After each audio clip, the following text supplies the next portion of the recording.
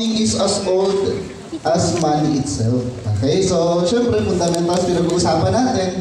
Mag-start tayo sa kung saan siya nagsimula. Okay, accounting is as old as money itself. So kailan ba nag-start yun? Di ba? So ito yung a little history, no? Kung kailan nag-start yung accounting natin. So makikita mo dyan, cradle of civilization, Mesopotamia. Okay, so dyan kasi nag-start yung money natin. Sinasabi ng mga gumawa, no, na ang accounting is nag-start talaga siya, hindi nung panahon na nagkaroon ng PSA. Na course. Nag-start siya nung nagkaroon ng money. Kasi as early na nagkaroon ng money, natutunan natin kung paano mag-account. Tama ba? So, yun yung reason. Okay, so first accountants were employed and tokens and bookkeeping scripts were discovered noong 300 before Common Era. So, doon nag-start yung bookkeeping natin. Okay, ibig sabihin, sobrang tagal na pala nitong bookkeeping na to, no? Bago nagkaroon na. Pero yung, kasi baka na, confused kayo. Yung PSA sa Pilipinas is only 100-year-old pa lang. Mula nung inadapt ni PRC, yung profession na accountancy.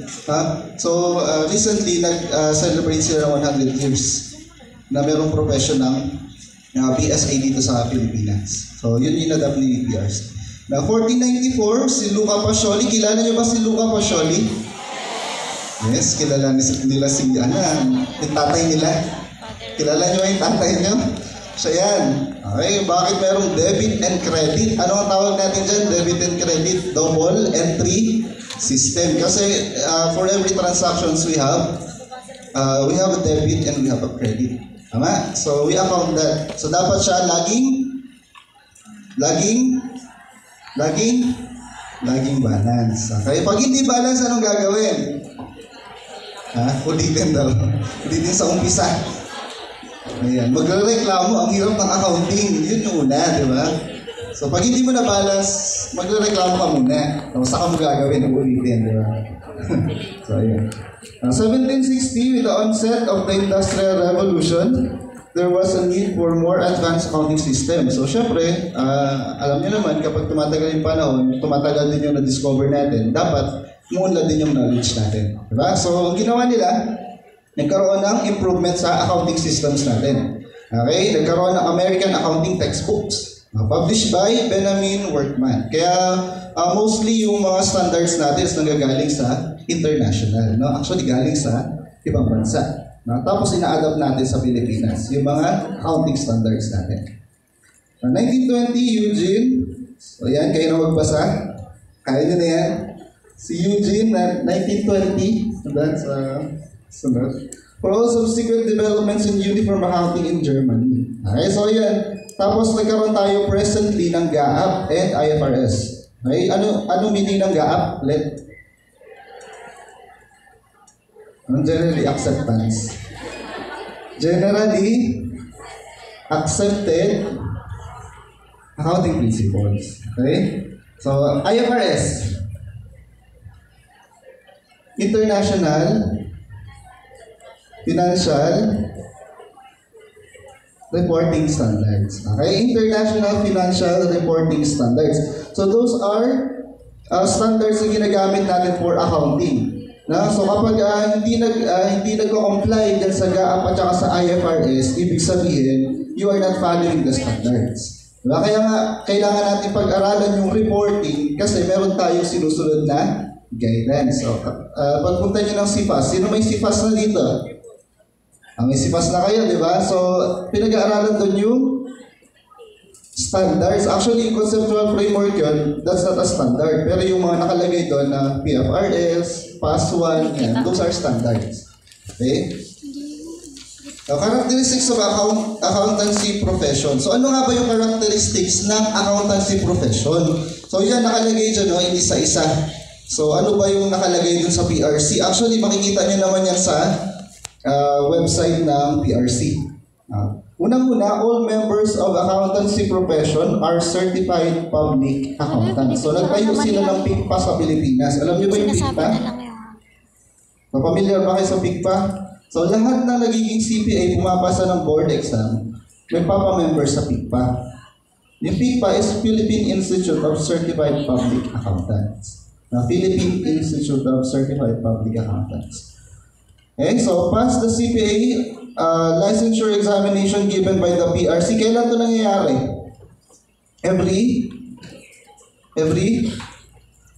Twice a year ito eh. Twice a year nangyayari yung exam ng PRC. Kailan yung buwan? Tuwing May at saka October. Minsan nagkakaroon ng pandemic, nagkaroon lang ng pagbabago. Nagpa-exam sila ng December. Pa-exam sila ng December. Kasi nagkaroon ng delay dun sa October. Ginawang December. But usually, May at saka October yung exam nila. Okay, pag naipasa mo yun, magiging CPA ka na, di ba? So, sinabi ni Ma'am Gray kanina, di ba? So, kailangan huwag mong kontrahin. I-manifest mo na, di ba? Manifesting. Ayan. Next, Filipino citizen and of good moral character. Mahalaga yan, ha? Kasi hindi ka pwede maging CPA kapag wala kang good moral character. Okay? Kasi di ba sa Code of Ethics natin, we have professional behavior. Di ba? So yung Code of Ethics natin, dapat kinocomply natin yun. 5 yun. So dapat kinocomply natin yun. So isa doon ay professional behavior. Okay, next, holder of the degree of Bachelor of Science in Accountancy. So, sila lang yung pwede mag-take ng board exam. Tama ba? For LECPA. Sila lang yung pwede kapag nakagraduate sila ng Bachelor of Science in Accountancy. Meron ba ditong AIS student? Meron? Wala. Management accounting. Wala. Puro kayo accountancy. Puro kayo accountancy. Kasi JP yan nga ito di ba? Puro accountancy. Kasi yung mga Bachelor of Science in Accounting Information System, wala silang board exam. Pati yung management, wala silang board exam. Ang meron lang na board exam, ang PRC, yung sa BSA students. Okay, kaya mapalad kayo. Magre-review kayo, tutugo utak nyo. Diba? So, yun. Para maging CPA. So, hindi naman kayo pwede maging CPA kung wala kayong exam, di ba? So, pwede kayo maging accountant, pero hindi kayo pwede maging certified public accountant kung hindi kayo BSA students. Okay, kaya mahalaga yung pagpili ng course, di ba? Sa totoo lang, halos magkaparehas lang yung mga subjects nyo. Di ba? So, piliin mo na yung accountancy. Okay, so dapat ito ay recognized and accredited by CHED. Alam niyo ba yung CHED? Sila yung namamahala sa college, di ba? Kasi ang DepEd sa high school at saka elementary. Pero kapag CHED, dun sa college. Okay? So, dapat accredited. And has not been convicted of any criminal offense involving moral turpitude. Okay? So, kapag na-involve tayo sa criminal, pwedeng ma-revoke yung lisensya natin. Sabihin natin, license ka, nagkaroon ka ng criminal. So, pwedeng matanggal yung license mo. Okay? O kaya, hindi ka pa nag-e-exam, hindi ka na pwede mag-exam kapag na-involve ka sa criminal liability. Okay? So, kapag na-involve ka sa mga criminal offense. Convicted of any criminal. Paano, sir, kapag nireklamo lang? Okay? Nireklamo pa lang siya. Mangyayari. Pwede na, hindi na ba siya pwede mag-exam? Pwede pa rin. Kasi sinasabi dito, convicted. Alam niyo ba yung convicted? There's already a judgment that you are convicted of doing some criminal offense. Okay? So, yun. CPAs have their own body of language. They use terminology peculiar to the profession. So, yun nga. Tulad ng debits and credits. Wala ka na makikita niyan sa doctors, di ba? Yung nag-nursing, may debits and credits ba sila? Wala. That's the jargon of the accountancy profession. Di ba? Yung debits and credits. CPAs adhere to the Code of Ethics. Ayun yung sinasabi kong Code of Ethics, no? Sige, isa-isahin natin yung Code of Ethics. Start tayo sa P. P-I-C-O-P yan eh. P-I-C-O-P. P, Professional, Competence, and Due Care. CPA must observe professional, competence, and due care. Okay? Pangalawa, I. Wala kang sa slides yan, baka hanapin niyo. I, integrity. Dapat may integrity tayo. Okay? So, hindi tayo dapat tumatanggap ng bribe. Diba? Kapag nasa government ka, dapat di ka tumatanggap ng bribe. Kasi that's against integrity. Okay? Meron tayong P, meron tayong I, meron tayong C. Ano yung C? Okay, hulaan nyo. Diyan kayo magaling yun. C. C. Ano yung C? Sa ano? Ha? Anong cute? C.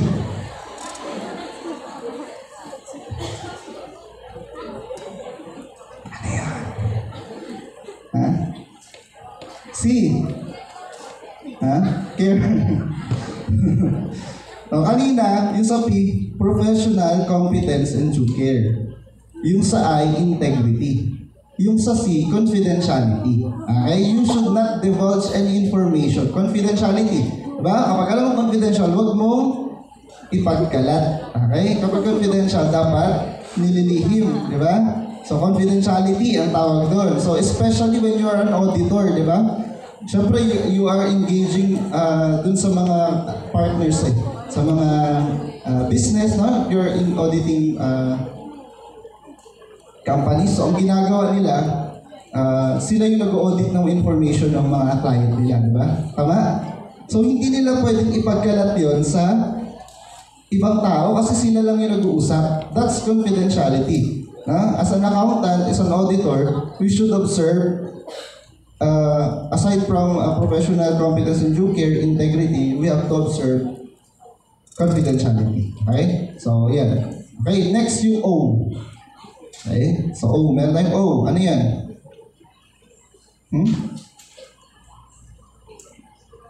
Anong obesity? Ha? Okay. Okay talaga kayo. Okay. Ano yung O? Ha? Ha? Anong O pa? Ha? Ano yung O? Okay, very good. Objectivity. Okay? So, we have objectivity. Okay? So, paano yung pang-apat? Yung last one, yung P, sinabi ko na kanina. Na? Ano yung binanggit ko kanina kung nakikinig kayo? Professional. Inulit natin yung one. Dalawang P yun eh. P-I-C-O. Professional behavior. Ay, very good. Nakikinig. Hindi pa sila tulog eh. Okay. So yeah, like other professions, CPAs are member of a national organization whose role is to ensure the continued improvement of the accountancy profession to meet the demands of the time. So ito nga yung sinasabi ko, Philippine Institute of Certified Public Accountants. So ito yung organization na sinasabi, yung nasa last part. So dapat dyan, bakit kailangan natin magpa-member dyan? Kasi pag nagkakaroon ng changes or amendments pagdating sa mga international financial reporting standards, kailangan ma-adapt kagad ang Pilipinas yun eh, di ba?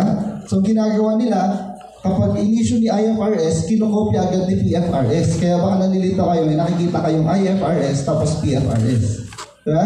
Ang IFRS kasi for international yan. Kapag meron tayong standards sa international, not necessarily mean na applicable sa Pilipinas yun. Diba? Kasi magkakaiba tayo ng economy. So, ang ginagawa ng Philippine government, no, sa Board of Accountancy, they adapt sa PRC. I-adapt nila yung, sa PFRS rather, ina-adapt nila yung standards. Kinokopya nila, tapos yung applicable para sa atin, yun yung ginagamit natin dito sa Pilipinas. That's why we have PFRS, or Philippine Financial Reporting Standards. Aside from IFRS, na talagang siya yung pinaka-modern na standards, no? Meron tayong PFRS na ginagamit natin sa Pilipinas. Okay? Siyempre sa ibang bansa, meron din silang sarili. Pag pumunta ka nga doon, sasabihin nila, hindi ganyan yung standard namin. Sumunod ka sa standard namin. Meron tayong American standards, di ba? Australian standards, yun. Sa atin, Philippine Financial Reporting Standards. Okay, so punta tayo sa branches of accounting. So ilan ba itong branches na to? So 1, 2, 3, 4, 5, 6. Okay, we have here 6. Una-una, bookkeeping. Alam niyo naman yung bookkeeping, di ba? Hindi yan yung tinatago niyo yung slum book niyo dati ng high school. Diba? Hindi yung bookkeeping na tinatawag dyan. Yung tinatawag na bookkeeping yung records. Diba? Ano sabi dyan? Is a mechanical task involving the collection of basic financial data. Tsaka financial data yung nakalagay dyan, hindi yung pangalan ng crush nyo, di ba? So, and entered in the accounting records.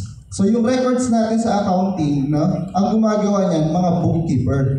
Yung mga nagtatabi ng records, so bookkeeping yan, tawag doon. Now, actually, meron tayo yung mga kinikilalang certification ng mga organization na nagpo-provide ng certification for bookkeeping kasi sinacertify nila yan, yung mga bookkeeping. Siguro, pag graduate nyo, no, kung wala pa kayong balak mag-take ng board exam, you might take yung bookkeeping na certified bookkeeper.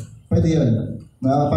Graduation nyo. After graduation nyo, pwede kayo mag-take ng certification for bookkeeping. Pag naipasa nyo yun, madali lang naman siya, pwede kayong tawaging certified bookkeeper. Pwede na ba kayo magtrabaho? Pwede na, di ba? So kahit gumraduate kayo dito na ngayon, kahit kagagraduate nyo lang, pwede pa rin naman kayo magtrabaho. Pwede na kayo magtrabaho nun. Huwag kayong mahiyang mag-apply. Huwag nyo sasabihin na, hindi pa ako nakakapasa, kaya hindi pa ako pwede mag-apply. Actually, marami kong mag-graduate, hindi nagtitake, pero magaganda yung trabaho nila. Because of those, may bookkeeping tayo. Okay, so yan, pwede yan gawin kahit non-CPA ka. Okay, so bookkeeping. Next, financial accounting. So, para saan nga financial accounting? Ito, pagdadaanan nyo to pag third year kayo. Meron tayong financial accounting 1, 2, and 3. Intermediate accounting. Financial accounting yan lahat. So, ano ba pinag-aaralan natin when we are talking about financial accounting? So, sabi dito, it is focused on the recording of business transactions and the periodic preparations of reports on results of operations. Okay, results on operation. Ibig sabihin, for example, meron ka January. Yung January to December noong 2023, nagkakaroon na kayo ng transaction yan sa company nyo. Tama? Sino dito yung magkatrabaho niya? May mga working students o dito. Yan. So, yung mga working students, alam na alam nila yun. Kapag nasa business ka, financial accounting, pag nasa accounting ka, mula January pa lang hanggang December, nagkakaroon niya ng transactions. Gumagasa sila, kumikita sila, di ba? So, yung financial accounting, nakafocus yan sa pagre-record. Nire-record niya at nire-report niya yung all throughout. Kasi ang bookkeeping, nire-record mo.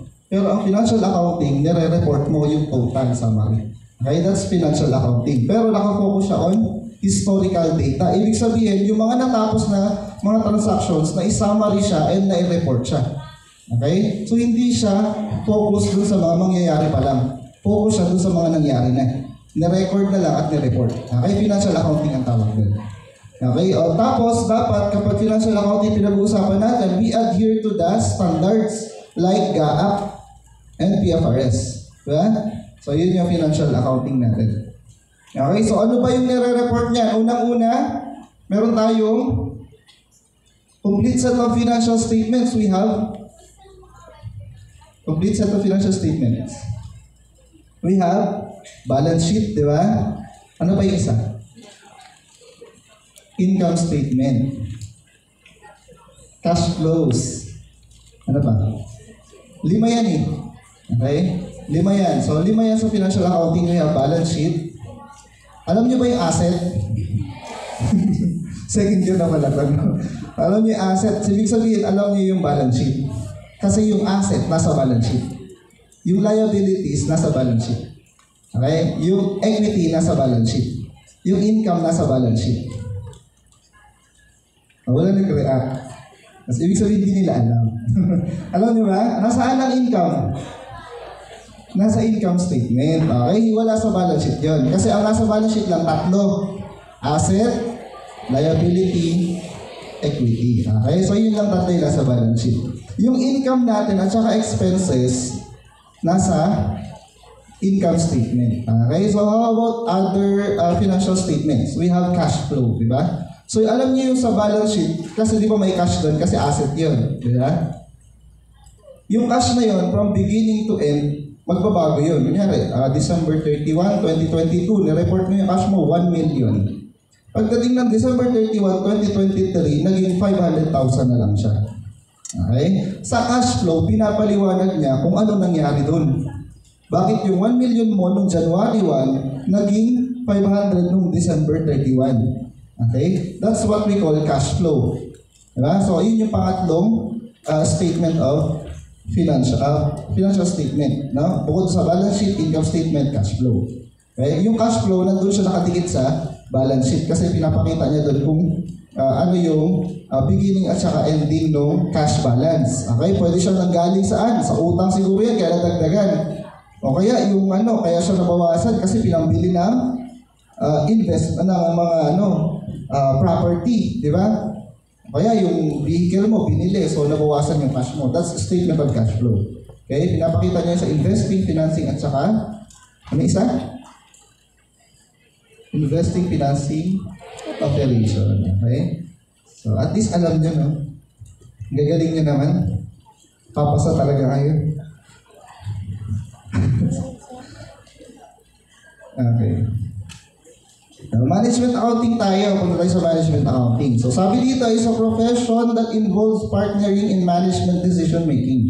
Right? Decision making. Devising planning and performance management system and providing expertise in financial reporting and control to assist management in the formulation and implementation of an organization strategy. So ano sir ang pinagkaiba ng management at saka financial accounting? Okay, sabi ko kanina, yung financial accounting nakapokus saan? Sa historical. Ibig sabihin sa past. Okay, sa past na siya. Ang management accounting, pwede siyang nakafocus, pwede siyang mag-report regarding the past, pero ang focus niya talaga is to provide data and information for decision making. Present. Okay? Present, di makagawa ng decision yung management. Kaya management accounting ang tawag dyan. Okay? It is used for decision making. Okay, decision making and devising planning. So, tingnan mo, kapag financial accounting, nireport niya yung dati na may magagawa ka pa ba doon? Titingnan mo lang yun, di ba? Kasi na siya nangyari na siya, record na lang siya ng nakaraan. Pag management accounting, pwede kasing hati-hatiin niya yung department. For example, sa business, dalawa yung segment. Pinag-compare nila. Ano kaya sa dalawang segment na to? Yung profitable. Alam niyo ba yung profitable? Ano yung sabihin ng profitable? Kumikita. So, ginagawa mo kaming grade 2. Kumikita kapag profitable, di ba? So, kapag ang management accounting ang pinag-uusapan natin, pwede kasing by segment, kinukuha natin yung information. Sa financial accounting kasi hindi pwede yung gano'n. For the whole company kasi ang reporting. Di ba? Ng financial accounting. Pagdating sa management accounting, pwede siyang hati-hatiin by segment. Or pwede gawin ng manager, no? Kaya si boss mo, sabi niya, kailangan ko yung report mo ng sales. That's management accounting. Okay? Sales lang yung kailangan ko. Hindi ko kailangan ng income statement. Hindi ko kailangan ng financial statement mo. Ang kailangan mo lang, statement of sales for the month. Okay? So that's management accounting. We use that for decision making. Okay? So yun yung management accounting. That's the difference between the two. Yung financial accounting, most commonly, nakafocus siya sa historical data. While yung management accounting focuses on the present and the future. Okay? Pwede siya magkaroon din ng projection ng financial statement. Di ba? Naalala niyo gumawa kayo ng projected financial statement? Okay? Projected financial statement. Hindi pwedeng maging financial accounting yun. Although, in a sense, financial accounting siya, pero more like management accounting siya kasi ginagamit siya for decision making. Di ba? Bakit ba tayo gumagawa ng projected financial statement? Para saan? Para saan yung projected financial statement? Sabihin natin, ito yung magiging income natin for January, for March, for June. Ito yung magiging financial statement natin. Ito yung magiging income natin. Okay? Bakit kaya ganun? Para saan? Para saan? Para malaman kung ano yung susunod na maging hakbang. Okay? Kasi goal setting yan di ba? So, gusto ko ito yung sales ko, dapat ganito kalaki. Okay? So, yung gamit ng management accounting. How about cost accounting? Cost accounting is the collection, allocation, and control of the cost to produce or supply a product or service. So, ang cost accounting na to simple po. Kapag meron kayong let's say nasa manufacturing services kayo. Alam niyo ba yung manufacturing services? Di ba business organization yan? Kinds ng business organization. We have merchandising, ano pa yan? Manufacturing, ano pa? Ano? Sige. Tama? Okay, so cost